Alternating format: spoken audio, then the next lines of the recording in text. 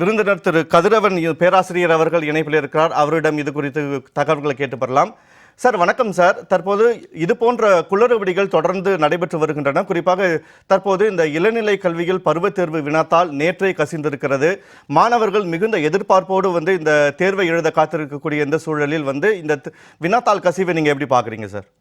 Sir, இது ஒரு மோசமான அதுவும் கல்வி நிறுவனங்கள்ல இது மாதிரி ஒரு மோசமான நடந்திருக்கு சார்.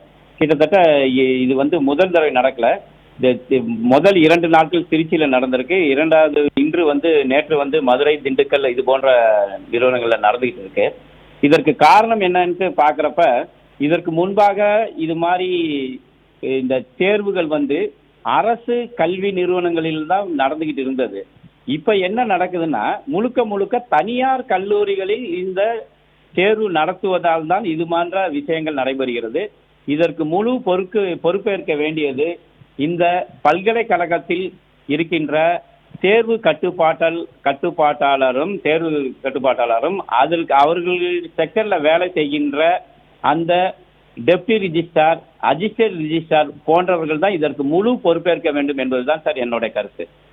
சார், இந்த குளறுபடிகளை தடுக்க அரசு தரப்பில் என்ன முன்னெடுப்புகளை எடுக்க வேண்டும் என்று நீங்கள் ஆலோசனை வழங்க இருக்கிறீர்கள்? கிட்டத்தட்ட பல்கலைக்கழகத்தில் கடந்த 2-3 வருடங்களாகவே துணைவேந்தர் இல்லை சார்.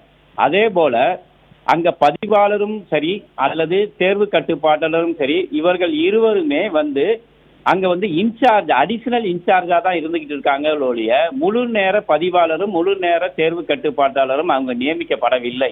அதுதான் அங்க இருக்கின்ற பிரச்சனைகள் கடந்த 2 வருடங்களாகவே. ஆகவே பல்கலைக்கழகத்துக்கு துணைவேந்தரை நியமிக்க வேண்டும்.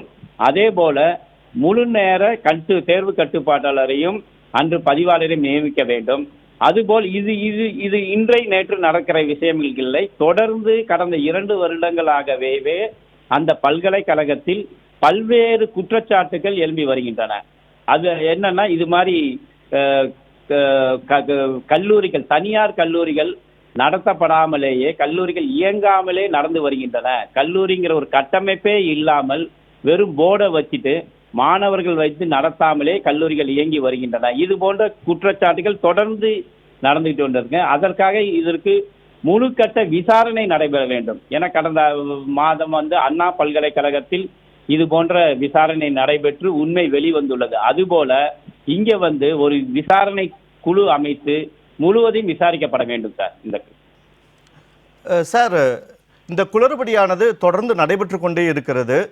தமிழக அரசு இதை தடுக்க தவறியதற்கான காரணம் என்ன? குறிப்பாக அது அவர்களுடைய கையாளாகாத தனத்தை காட்டுகிறதா சார்? அது சார், இந்த குளறுபடிகளுக்கு காரணம் நான் ஏற்கனவே சொன்ன பொழுதுதான், அங்க துணைவேந்தர் கிடையாதுங்க. ஒரு துணைவேந்தர் இருந்தாருன்னா அவர் அந்த ரெஸ்பான்சிபிலிட்டி அவருக்குன்னு இருக்கும். இப்ப ஒரு பொறுப்பு துணைவேந்தரே இல்லாமல் ஒரு பதிவாளர் கூட முழு நேர பதிவாளர் இல்லாம இருக்கிறப்ப அவங்க தன்னோட பொறுப்புகளை தட்டி கழித்து கொண்டிருக்கின்றனர். இதற்கு முழுக்க காரணம் அங்க நிர்வாக சீர்கேடுகள். இந்த நிர்வாக சீர்கேடுகளுக்கு காரணம் துணைவேந்தரையும் பதிவாளரையும் நியமிக்காததுதான் சார் இதுக்கு காரணம்.